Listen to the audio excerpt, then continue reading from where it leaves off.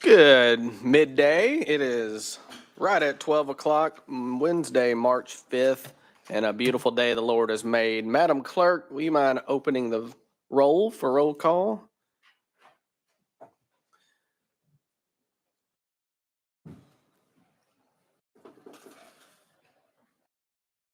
Madam Clerk? Hold on. There we go. There we go. Madam Clerk, please take the roll. Mr. Chairman, you have 5 members present. You have a quorum. Thank you. Do we have any personal items before the committee before we get started? Anyone? I'll take one myself. I know we all have great county mayors, but I have the best county mayor in Tennessee here. On behalf of Carroll County, my dear friend Joseph Butler is joining us. He's an exceptional leader for us in West Tennessee, and we thank you for joining us here today, man. He's not only a county mayor, but my neighbor, so I appreciate what he does for my community. Yep, welcome in here. Good deal. Without any further recognition, we will do quick business before us. House Joint Resolution 28, House Bill 1310, and House Joint Resolution 149 is being rolled 1 week without objection. That will move us to our regular calendar. I'm going to go out of order without objection so we can get an individual onto her next committee. So item number 6, House Bill 0717, Representative Jones. You got a motion? You got a motion and a second? Ma'am, you are properly recognized. Thank you, Mr. Chairman. I am honored to sponsor House Bill 717, the Caring for Caregivers Act. This legislation was brought to me by a young man from my area, and I was personally moved by his story as he told me about his grandfather's battle with Alzheimer's and how his grandmother, Mrs. Fox, slowly started to lose not only her health, but her identity as she became overwhelmed with the burden of caring for her husband. She was so dedicated to the promise that she made to her husband that he would live out the rest of his days in the home that his hands built. What I have learned through his stories and many, many stories like his is the burden that the caregiving it places on the caregiver. Caregivers of Alzheimer's disease and related dementia spend over $36,000 a year on lost wages and caregiving expenses. This legislation seeks to serve as a foundation for approximately 360,000 caregivers of this state, people just like Ms. Fox, by establishing a 3-year pilot program with the Department of Disability and Aging. It will provide $6,000 financial grants to family caregivers of individuals diagnosed with Alzheimer's disease and related dementia. Research has shown that providing these grants not only help reduce the astronomically high cost of burden on the family caregivers, but also helps give the caregivers a better quality of life as they care for their loved ones. States like Georgia, Missouri, and South Carolina already have programs that cover out-of-pocket expenses of taxpayers similar to this program. I humbly ask for your support of House Bill 717, demonstrating our commitment to improving the lives of caregivers and the loved ones they care for. With that, I stand ready for questions. Thank you, madam. I had an opportunity of meeting that young man. It's highly impressive that he went out of his way and made that bill is incredible. Great work on his half at a young age too, I believe. Yes, he is. Yes, Representative. Yes, he is a student at Vanderbilt. Awesome. Any questions for the representative? Not seeing any. Madam Clerk, do you mind opening the roll for vote? All those in favor of House Bill 717, press aye. All those opposed, nay. All members voted. Madam Clerk, take the roll or take the vote. Mr. Chairman, 8 ayes, 0 nays. Awesome. Ayes have it. House Bill 717 moves on to health full. Congratulations. Thank you, committee and Mr. Chairman. Thank you. Yes, ma'am. We'll go back to the start of the calendar and take up item number 2, House Bill 1084 by Representative Martin. You got a motion and a second, and Representative, I believe there's amendment traveling with this bill, correct? Yes, Chairman, it is. It is drafting code 4446. We will vote on that amendment. Got a motion and a second. All those in favor, aye. All those opposed, nay. Aye. Nays and the ayes have it. You are properly before us now. Thank you. Thank you, Chairman and Committee. House Bill 1084 would begin a limited grant program to reimburse LEAs, charter schools, private schools, and first responders to purchase anti-choking devices. This grant is limited to $500,000 from July of this year through July of 2028. Schools may purchase one device per cafeteria, and first responders such as fire and EMS may purchase one per vehicle. The Department of Health would promulgate the rules pertaining to the eligible devices for reimbursement and would administer the program. And this amendment would ensure that the department has the resources to administer the program. And I want to thank my friend and constituent, Mr. Rob Cresswell, who's with me today. He and I went to high school together, and he's brought this need of legislation for our attention. And if it please the committee, Rob is here, and I would like, Mr. Chairman, if he could testify on behalf of this legislation. Thank you, Mr. Chairman. Any objection? Not seeing any. We'll go out of session and introduce our guest speaker. If you don't mind coming up to the podium or the seat there, whichever you prefer, state your name for the record, and then you'll have 3 minutes. Hi, I'm Rob Cresswell from Chattanooga. Thank you, committee, for hearing me today. On August of 22, my brother and his wife were in a restaurant in Chattanooga, and Greg, he choked on a piece of steak, and people panicked, and the waitress tried to get Greg to do the Heimlich with him. And in the meantime, Greg, he lost consciousness and he fell on the floor, and they weren't sure what to do. A gentleman started doing CPR with Greg. The fire department showed up about 12 minutes later, and Greg was brain dead. He passed away 5 days later. During Greg's funeral, I found out about a device, anti-choking device called a LifeVac. I ordered one, and amazing device. I called the president of the company in New York, talked to him about it. The device had never lost anybody in the time that they had invented the device. Since then, it saved over 4,000 people and never had one victim. The Heimlich maneuver is about 63% effective, and this anti-choking device is 100% effective. The Red Cross approves the device along with conventional methods, backslapping and the Heimlich maneuver. The choking is the fourth leading cause of death of children under 5 years old, and a leading cause of death of people over 65 years old. After going through this, we started, I decided this wasn't going to happen again in our community. So we started a 501c3 called Greg02. We have put out over 2,200 devices in Hamilton County area and surrounding schools. And we've got them in every police car, every restaurant in Hamilton County. We've had many saves so far since we've put them out in the community. We've put over 2,200 out. Our goal is to have them in every food service area in Tennessee, and then hopefully that catches on and goes forward. So just a totally amazing device. It's a simple device. It's like a suction. It's you put it to your mouth, place, push, pull. Many people have saved themselves. It's just something that everybody needs to have with them. And so really excited to get it in the community, and I appreciate y'all for having me here today. Thank you, sir, for the presentation. Representative McKenzie, you have a question? You're recognized.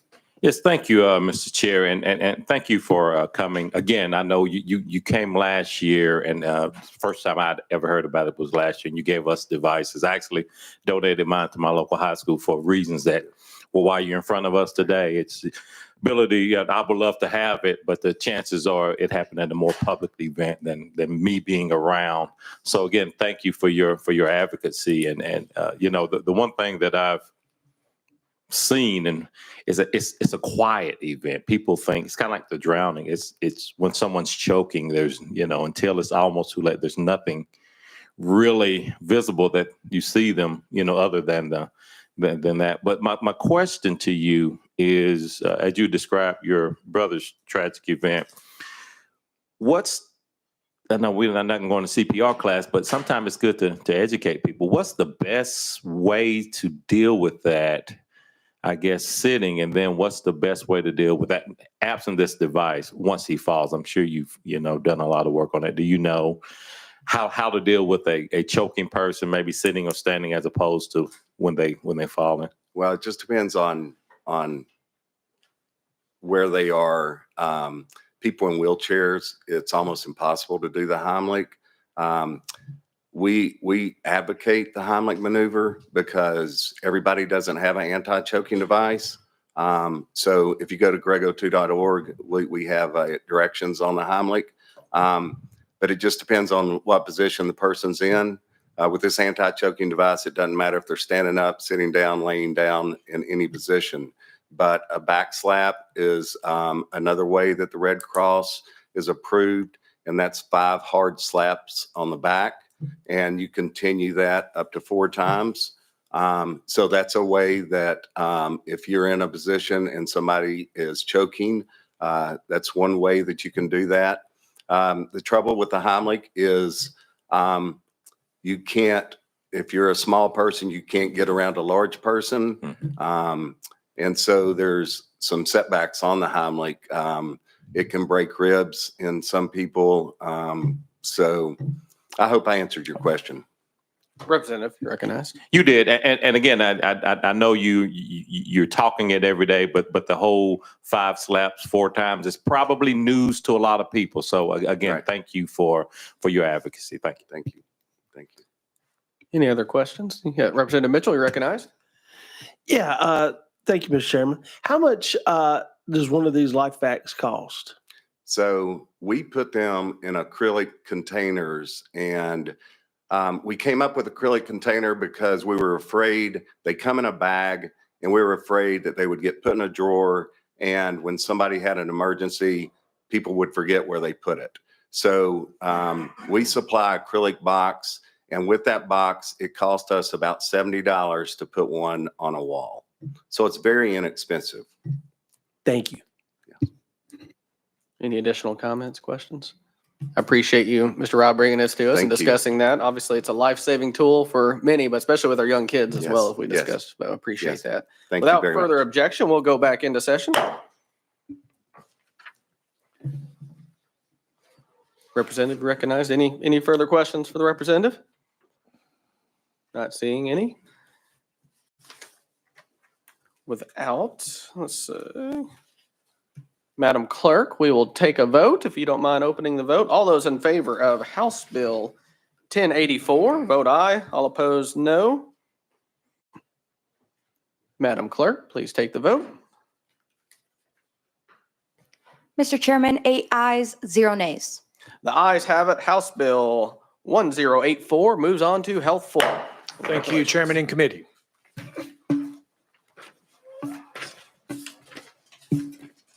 We'll move on to item number 4, House Bill 1311. Chairman Kumar, motion and second. You are properly recognized, sir. Thank you, Mr. Chairman. House Bill 1311 comes from the Department of Health, and it is aimed at cleaning up many of the statutory issues that were discovered during the department's retrospective rulemaking project. Currently, the licensing software charges them per signature for board members to sign on various licensing certificates. So it makes sense to eliminate that and not have too many signatures on it. The licenses can be signed by the commissioner and assistant commissioner as necessary. The other things that are included in this are that licensing boards, rather than having the whole board to meet for various hearings, they can appoint smaller panels of 3 members that can perform the same function. It also clarifies that the licensees do not have to be the subject of an investigation for the department to request information from them. the department cannot provide information to law enforcement without a court order. And finally, this legislation cleans up several references in statute relative to electrolysis and respiratory care. With that, I'll be happy to elaborate. We do have a representative from the department if the questions get complicated. Thank you, Chairman. Any questions for the chairman? Not seeing any. Madam Clerk, please open the vote. All those in favor of House Bill 1311, vote aye. All those opposed, vote no. Madam Clerk, take the vote. Mr. Chairman, 8 ayes, 0 nays. The ayes have it. House Bill 1311 moves on to healthful. Congratulations.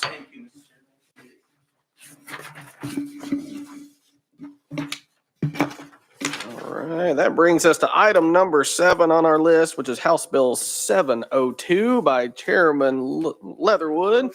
Got a motion and second. You, sir, have an amendment with this bill? I do. Amendment 4511. Yeah, motion second. All those in favor of adding the amendment on, say aye. All opposed, no. The ayes have it. You are properly before us, sir. Thank you, Mr. Chairman. This bill would just clarify that a collection station located in Tennessee, which is operated by the owner of a Tennessee licensed medical laboratory, doesn't require an additional license, regardless of where the specimens that are collected are sent. And the amendment is one that the board's administration asked for, just clarifying that they would still have access to all the information they may need if there was ever a complaint. So the laboratory licensed in Tennessee does remain responsible for these specimens throughout the process. Thank you, Chairman. Any questions for the sponsor? Not seeing any. Madam Clerk, open the vote roll, please. All those in favor of House Bill 702, vote aye. Opposed, no. Madam Clerk, take the roll, take the vote. Mr. Chairman, 8 ayes, 0 nays. The ayes have it. House Bill 702 moves on to healthful. Thank you. Congratulations. With that, we're back to the end of bills. Any other business to bring before us today? Representative Grant, you are recognized. Thank you, Mr. Chairman. I want to take an opportunity to thank our clerk over here. BL, my assistant, has been out for the last 2 weeks, and she has been doing 2 and 3 jobs at one time, but she helped me in my office for the last 2 weeks, kept me on track, and I want to give her the thanks today for a good job. Thank you, Representative. She's doing an excellent job in here as well. We greatly appreciate that. Any other issues? Not seeing any. Without objection, we are adjourned.